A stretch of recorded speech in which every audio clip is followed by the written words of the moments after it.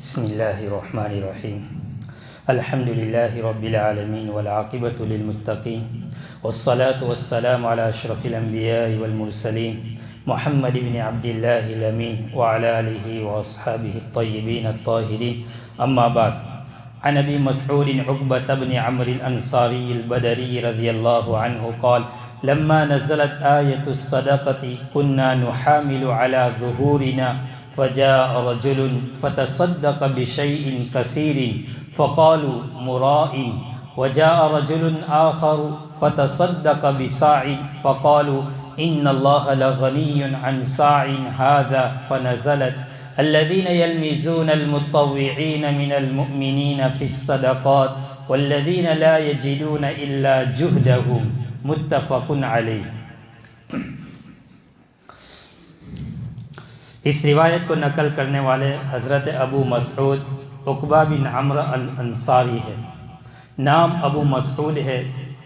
یہ صحابی بیعت عقبہ ثانیہ میں اسلام لائے اور غزوہ بدر میں شرکت فرمائی، اور 120 احادیث ان سے مروی ہے۔ حضرت علی رضی اللہ تعالی عنہ کی دور خلافت میں یہ کوفہ چلے گئے، اور پھر امیر معاویہ رضی اللہ تعالی عنہ کے دور میں انہوں نے انتقال فرمایا۔ سن ہجری 40 میں ایک قول کے مطابق، اور ایک قول کے مطابق حضرت ابو معاویہ رضی اللہ تعالی عنہ کے دور خلافت میں ان کا انتقال ہوا۔ بہرحال یہ صحابی بدری صحابی ہے، اور بدری صحابہ کے بارے میں قرآن کریم میں وعدہ فرمایا ہے اللہ تعالیٰ نے، لِيَغْفِرَ لَكَ اللَّهُ مَا تَقَدَّمَ وَعَدَ اللَّهُ الَّذِينَ آمَنُوا وَعَمِلُوا الصَّالِحَاتِ مِنْهُمْ مَغْفِرَةً وَأَجْرًا عَظِيمًا، کہ اللہ تبارک و تعالیٰ نے ان کے لیے اجر عظیم اور مغفرت کا وعدہ کر رکھا ہے، وہ صحابہ جو غزوہ بدر میں جنہوں نے شرکت فرمائی تھی۔ تو یہ بدری صحابی ہے۔ اس روایت کے اندر میں نبی اکرم صلی اللہ علیہ وسلم نے صحابہ کو صدقہ کے اوپر ابھارا اور فرمایا جس کے پاس جو کچھ ہو وہ اللہ کے راستے میں پیش کرے۔ تو بہت سارے صحابہ تو جو مالدار تھے، بہرحال انہوں نے اپنی حیثیت کے مطابق بلکہ حیثیت سے بھی زیادہ وہ لائے، اور کچھ صحابہ ایسے تھے کہ جن کے پاس کچھ نہیں تھا۔ تو اسی کے تحت یہ روایت لائے، فرماتے ہیں کہ لما نزلت آیۃ الصدقہ، جب قرآن کریم میں صدقہ کی آیت نازل ہوئی، خذ من اموالہم صدقۃ تطہرہم وتزکیہم بہا وصلی علیہم، جب اس آیت کریمہ جب نازل ہوئی، فرماتے ہیں کنا نحامل علی ظہورنا، صحابہ فرماتے ہیں کہ ہم اپنے پیٹھ کے اوپر ہم بوجھ اٹھاتے تھے، صدقہ کرتے تھے، صدقہ کے لیے ہم بازار میں جاتے تھے، مزدوری کرتے تھے، اور جو کچھ ہم کماتے ہم اس کو لے کر اللہ کے رسول صلی اللہ علیہ وسلم کے دربار میں پیش کرتے۔ فرماتے ہیں فجاء رجل فتصدق بشیء کثیر، فرمایا ایک آدمی آیا اور بہت زیادہ مال لے کر آیا، اور اس نے بہت زیادہ مال صدقہ کیا۔ وہ کون ہے؟ اس روایت میں تو اس صحابی کا نام نہیں ہے، البتہ محدثین نے ان کا نام ذکر کیا ہے کہ وہ عبد الرحمن بن عوف تھے۔ بہت زیادہ مالدار صحابی تھے، بہت ہی زیادہ مالدار، لیکن ان کی زندگی میں سادگی بھی بڑی عجیب و غریب تھی۔ جب نکاح کیا تو نبی اکرم صلی اللہ علیہ وسلم کو بھی علم نہیں تھا۔ عبد الرحمن بن عوف نے نکاح کیا تو اللہ کے رسول کو بھی علم نہیں، اور آج ہمارے معاشرے میں ہے کہ اگر ہم نے کسی کو کہنا بھول گئے یا کسی کو بتانا بھول گئے تو پھر تو وہ ہم سے بہت دور رہتے ہیں، کہا اس کو بلایا ہم ہی رہ گئے، یا اگر اگلے دن بھی اگر اطلاع کی تو اب تک کہاں سوئے ہوئے تھے۔ اور یہاں دیکھیے نبی اکرم صلی اللہ علیہ وسلم نے ایک لفظ تک نہیں کہا، بلکہ آپ علیہ الصلوۃ والسلام نے جب عبد الرحمن بن عوف کے کپڑے کے اوپر زعفران کا داغ دیکھا تو فرمایا عبد الرحمن کیا بات ہے، نکاح؟ کہا اللہ کے رسول جی، آپ نے یوں نہیں کہا کہ میرے ہوتے ہوئے آپ نے مجھے بلایا نہیں، میرے پاس نکاح نہیں پڑھوایا، کچھ بھی نہیں کہا، صرف ایک جملہ کہا اولم ولو بشاۃ، کہا ولیمہ کرو اگرچہ ایک بکری ہی کا کیوں نہ ہو، ولیمہ کرو اگرچہ ایک بکری ہی کا کیوں نہ ہو۔ یہ ہے۔ اسی طرح حضرت جابر رضی اللہ تعالیٰ عنہ مشکات شریف کتاب النکاح کے پہلے ہی صفحے پر روایت ہے، حضرت جابر رضی اللہ تعالیٰ عنہ، نبی اکرم صلی اللہ علیہ وسلم ایک غزوے سے آپ تشریف لائے تو حضرت جابر رضی اللہ تعالیٰ عنہ نے فرمایا اللہ کے رسول میں نے نکاح کر لیا۔ آپ نے یوں نہیں کہا کہ میرا انتظار کیوں نہیں کیا؟ اللہ کے حبیب نے فرمایا هل انت بکرا او سیبا، کیا آپ نے باکرہ سے نکاح کیا یا سیبہ سے نکاح کیا؟ کہ اللہ کے رسول سیبہ سے نکاح کیا۔ اللہ اکبر۔ اللہ کے حبیب نے فرمایا کیا اچھا ہوتا کہ تو باکرہ سے نکاح کرتا۔ نبی اکرم صلی اللہ علیہ وسلم فرماتے کیا اچھا ہوتا کہ تو باکرہ کنواری لڑکی سے نکاح کرتا۔ کیوں؟ اس لیے کہ کنواری لڑکی ہوتی ہے تو اس کے ساتھ دل جلدی مل جاتا ہے، جلدی اس کے ساتھ دل مل جاتا ہے۔ تو حضرت جابر رضی اللہ تعالیٰ عنہ نے فرمایا اللہ کے رسول میں نے اس لیے بڑی عمر کی عورت کے ساتھ نکاح کیا کہ میرے بہت سارے بھائی بہن ہیں، میرے والد فوت ہو گئے اور ان کی دیکھ بھال کرنے والے کوئی نہیں ہے، میری والدہ بھی نہیں ہے، تو میں نے اس نیت سے بڑی عمر کی عورت کے ساتھ نکاح کیا تاکہ وہ میرے بھائی اور میرے بہن وغیرہ کو دیکھے، ان کو کنگھی کرے، ان کی دیکھ بھال کرے۔ اللہ کے حبیب علیہ الصلاۃ والسلام خوش ہو گئے اور آپ علیہ الصلاۃ والسلام نے انہیں دعائیں بھی دی۔ یہ ہے نبی اکرم صلی اللہ علیہ وسلم کی تعلیمات، آپ نے کچھ نہیں کہا۔ بہرحال تو میں یوں کہہ رہا تھا کہ عبد الرحمن بن عوف رضی اللہ تعالیٰ عنہ بڑے مالدار صحابی تھے، اتنا زیادہ مال لے کر آئے، ایک قول کے مطابق 8000 درہم اور ایک قول کے مطابق 140 اوقیہ، سونا اور چاندی وغیرہ، یہ سارا کچھ بڑھ کر لے کے آئے تھے۔ جب اتنا سارا سامان لے کر آئے تو فرماتے ہیں فقالوا، منافقین نے کہا، ہر زمانے میں، آج تو منافقین تو نہیں ہے، اس وقت تو بالکل وحی کے ذریعے بتلا دیا جاتا تھا کہ یہ منافق ہے، لیکن بہت ساری منافقین کی وہ صفات جو نبی اکرم صلی اللہ علیہ وسلم نے بتلائی تھی، اللہ تعالی ہمیں ان صفات سے ہماری حفاظت فرمائے جو منافقین میں تھی۔ تو فرمایا منافقین نے جب دیکھا کہ عبد الرحمن بہت زیادہ مال لے کر آئے تو فرمایا مرائی، یہ سب دکھاوا ہے، یہ سب دکھاوا ہے۔ آج بھی ہمارے معاشرے میں بعض مرتبہ ایسا ہوتا ہے، ایک بیچارہ آدمی بالکل دل کھول کر کسی کی مدد کرتا ہے، کہا اسی لیے یہ سب نام لکھوا رہا ہے، اس لیے کہ اپنا نام کمانا چاہتا ہے، لوگوں میں اپنا چرچا کروانا چاہتے ہیں۔ ارے بھائی کیا معلوم اس کی کیا نیت ہو، اور ہم بغیر نیت کے مجھے ایک بات یاد آ گئی، فرمایا حضرت حسن بصری رضی رحمۃ اللہ علیہ کے بقول، یا انہی کا واقعہ ہے کہ ایک مرتبہ وہ کسی دریا کے کنارے پر تھے، کسی دریا کے کنارے پر تھے، تو ایک دور ایک نوجوان مرد اور ایک عورت وہاں بیٹھے ہوئے تھے اور ان کے ہاتھ میں پانی کی بوتل تھی، دور سے نظر آتی پانی بوتل۔ لیکن حسن بصری رحمۃ اللہ علیہ فرماتے کہ میرے دل میں آیا کہ یہ لوگ انتظار میں ہیں کہ کب سورج غروب ہو، کب سورج غروب ہو، کہ اندھیرا ہو، اور مجھے لگتا ہے ان کے ہاتھ میں شراب کی بوتل ہے، یہ شراب پی کر مست ہو کے ابھی زنا کریں گے۔ بعد میں پتہ چلا کہ وہ سید خاندان کے تھے اور ان کے ہاتھ میں پانی تھا، وہ دونوں بھائی بہن تھے اور وہ دونوں روزے سے تھے، اور وہ اس انتظار میں تھے کہ ابھی غروب ہوگا تو ہم روزہ افطار کریں گے۔ اس لیے ہم کسی کے نیت کے اوپر ہم فیصلہ نہیں کر سکتے، ہم وار نہیں کر سکتے۔ بہر تو عبد الرحمن بن عوف رضی اللہ تعالیٰ عنہ جب بہت زیادہ مال لے کر آئے تو ان منافقین نے کہا کہ مرائی، یہ سب دکھاوا ہے۔ وجاء رجل آخر، اور جب دوسرا آدمی آیا، فتصدق بصاع، اس نے ایک سا صدقہ کیا، غریب تھا صحابی، اس نے پوری رات بھر کر پانی کھینچا، کنویں میں سے پانی نکالا تو پوری رات اس نے یہ کام کیا تو اس کو 2 سا مزدوری ملی، 2 سا، 1 سا وہ کھجور لائے اور نبی اکرم صلی اللہ علیہ وسلم کی خدمت میں پیش کر دیا، اور 1 سا اپنے گھر والوں کو دے دیا، اور اللہ کے حبیب سے کہا اللہ کے حبیب یہ میں نے اپنی وسعت اور استطاعت کے بقدر جو کچھ کیا یہ آپ کے دربار میں پیش کیا۔ آپ علیہ الصلاۃ والسلام نے اپنے ہاتھوں سے وہ کھجوریں لی اور جتنا صدقہ کا مال جو سامنے سب جمع تھا ان سارے مالوں کے اوپر اللہ کے رسول نے وہ کھجوریں بکھیر دی اور ان کے فرمایا یہ برکت والا ہے۔ ایک چھوٹا سا 1 سا لے کر آئے، جب وہ یہ لے کر آئے تو فقالوا، منافقین نے پھر کہا، کیا کہا، ان اللہ لغنی عن صاع ھذا، اللہ تعالیٰ تیرے اس 1 سا سے بے نیاز ہے۔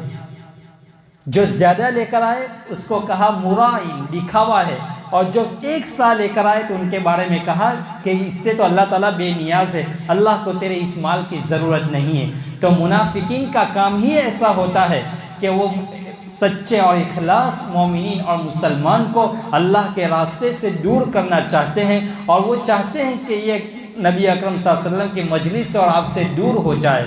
بس ہر زمانے میں منافقین کا ایسا ہی کام ہوتا ہے، جب کوئی مومن دل کھول کر یا کوئی اخلاص کے ساتھ صحیح نیت کے ساتھ کوئی کام کرنا چاہتا ہے تو بیچ میں کچھ نہ کچھ تو ایسے آ ہی جاتے ہیں جو کسی نہ کسی طرح تانا دیتے ہیں، تہمت لگاتے ہیں، کوئی عیب جوئی کرتے ہیں، پھر اس کا دل توڑ دیتے ہیں۔ ہمارا معاشرہ حوصلہ افزائی کا اب رہا نہیں، یہ نہیں چاہتے کہ بھائی میں کچھ نہیں کر سکتا، لاؤ میرے اس بھائی نے کچھ کام کیا میں ان کو حوصلہ افزائی کروں، میں ان کو ابھاروں۔ ہم کچھ نہیں کر سکتے، کسی کو دو صحیح بول سکتے ہیں، کسی کو خوش تو کر سکتے ہیں۔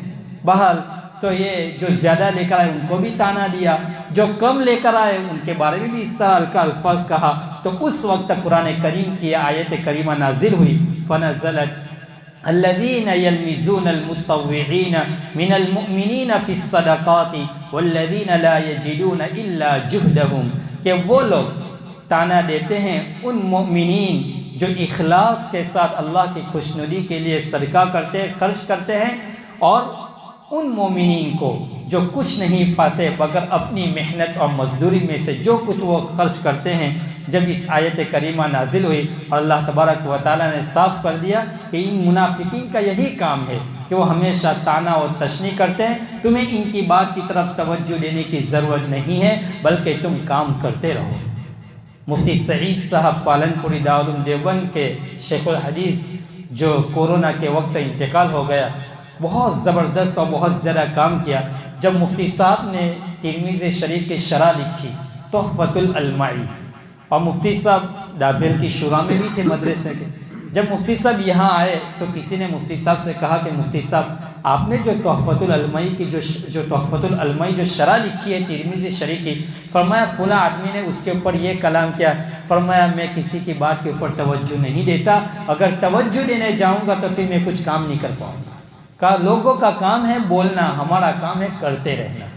اگر لوگوں کی باتوں کے اوپر ہم توجہ دیں گے تو ہم صحیح کام بھی نہیں کر پائیں گے۔ تو ہمارا کام ہے کہ ہم کسی صاحب علم، کسی اللہ والے کی صحبت میں رہ کر ہم اپنا کام جاری رکھیں۔ اللہ تعالیٰ مرتے دم تک ہمیں شریعت و سنت کے ساتھ وابستہ فرمائے اور اپنے دین اسلام کی اشاعت کے لیے ہم سب کو قبول فرمائے۔ بہرحال یہ حدیث مکمل ہو گئی۔ اس حدیث میں ایک بات تو یہ ہے کہ صدقہ کرنے کی ترغیب ہے۔ صدقہ یہ اللہ تبارک و تعالیٰ کے نزدیک محبوب ترین عمل ہے، محبوب ترین عمل ہے۔ اور ابھی میں نے چند دن پہلے بھی گاؤں میں کہا تھا کہ صحابہ کے نزدیک اور حضور پاک صلی اللہ علیہ وسلم کے نزدیک سب سے بہترین عمل اور اللہ کے نزدیک سب سے بہترین اور محبوب عمل کیا ہے تو وہ خرچ کرنا، وہ خرچ کرنا۔ میں نے ایک واقعہ سنایا تھا کہ حضرت عبداللہ ابن عمر رضی اللہ تعالیٰ عنہ بہت زیادہ بیمار تھے اور آپ کی خواہش تھی مچھلی کھانے کی۔ حضرت عمر رضی اللہ تعالیٰ عنہ کے صاحبزادے، تو بہت سارے ساتھیوں اور صحابہ نے تلاش کر کے کہیں سے مچھلی کا انتظام کر دیا، ایک مچھلی کہیں سے لے آئے۔ تو ان کی بیوی حضرت صفیہ رضی اللہ تعالیٰ عنہا نے وہ مچھلی پکائی، ابھی دسترخوان کے اوپر آئی تھی اور بیٹھے ہی تھے کہ ایک مسکین گھر کے دروازے کے باہر آ گئے، فرمایا اللہ کے لیے کچھ دے دو۔ تو عبداللہ ابن عمر نے وہی مچھلی اٹھا کر دے دی۔ تو آپ کی بیوی حضرت صفیہ نے فرمایا کہ ہم اس کو 1 درہم 1 دینار دے دیں گے، آپ مچھلی کھا لو، اس سے بھی تو آپ کا حق ادا ہو جائے گا، ہم 1 درہم دے دیں گے، 1 دینار دے دیں گے۔ فرمایا نہیں، انہوں نے اسی مچھلی کو اٹھا کر دے دیا اور اس آیت کی طرف اشارہ کر دیا، لن تنالوا البر حتى تنفقوا مما تحبون۔ اللہ تعالیٰ تمہیں اپنا دیا ہوا مال جو پسندیدہ ہے اس کو خرچ کرنے کا حکم دیتا ہے کہ تم اپنا محبوب مال اللہ کے راستے میں خرچ کرو۔ یہ ہے کہ صحابہ کی یہ زندگی کے جیسا وہ سنتے تھے، جیسا وہ پڑھتے تھے، اسی کے مطابق ان کی زندگی تھی۔ اللہ تبارک و تعالی ہمیں انہی کے نقش قدم پر چلائے اور انہی کے ساتھ ہمارا حشر فرمائے۔ تو بہرحال صدقہ بہت بڑا محبوب عمل ہے، اللہ کا بھی، اللہ کے محبوب کا بھی اور صحابہ کا بھی۔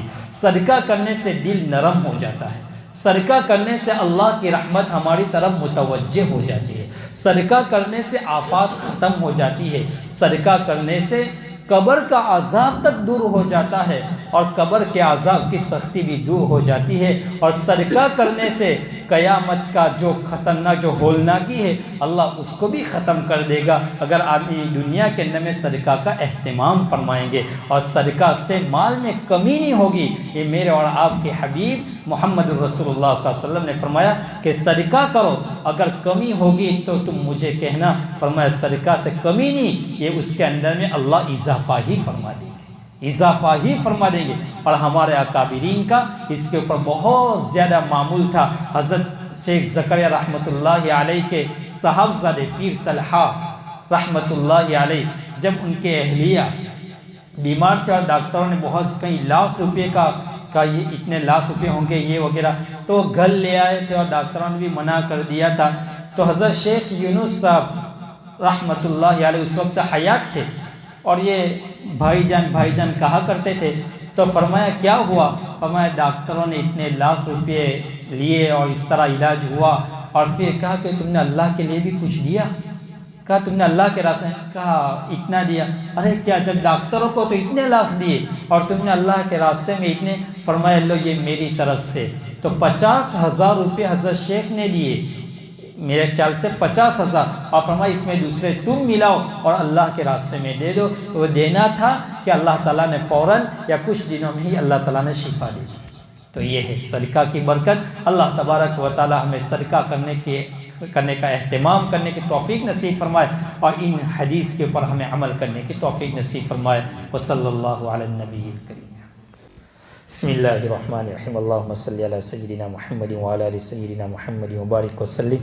اللہم صلی علی سیدنا محمد صلاۃ تنجینا بها من جمیع الاحوال والآفات وتقضی لنا بها جمیع الحاجات وتطہرنا بها من جمیع السیئات وترفعنا بها عندك على الدرجات وتبلغنا بها اقصى الغایات من جمیع الخیرات فی الحیاة وبعد الممات انك على كل شیء قدیر۔ اے اللہ ہمارے گناہوں کو معاف فرما، خطاؤں سے درگزر فرما، سیئات کو حسنات سے بدل فرما، زندگی کی ساری بدعمالیوں کو معاف فرما، نیک بنا، صالح بنا، متقی بنا، پرہیزگار بنا، قابلیت اور قبولیت عطا فرما۔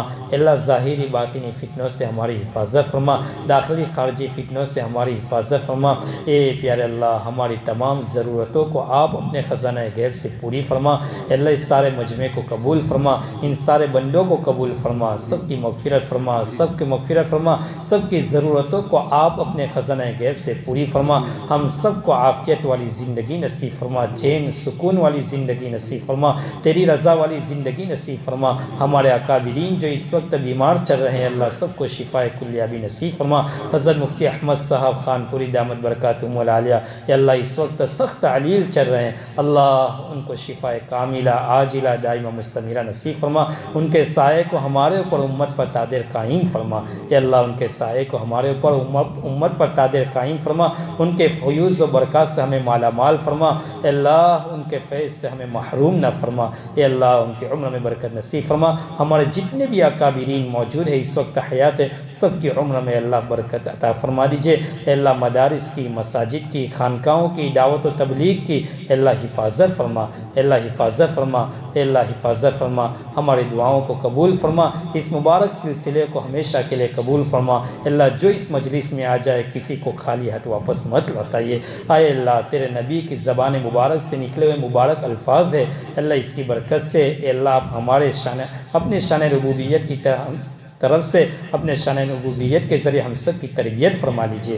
اللہ ان الفاظ کی لاج رکھ کر ہم سب کی مغفرت فرما لیجئے، اے اللہ ہم سب کی مغفرت فرما لیجئے۔ ہماری نسلوں میں ہمیں اور ہماری نسلوں کو اے اللہ محدث مفسر بنا دیجئے، ہم سب کو قبول فرما لیجئے، تیری رضا والی زندگی نصیب فرما، نامرضیات کے پر چلنے سے ہم سب کی حفاظت فرما۔ وصلی اللہ تعالی علی خیر خلقہ محمد وآلہ واصحابہ اجمعین برحمتہ۔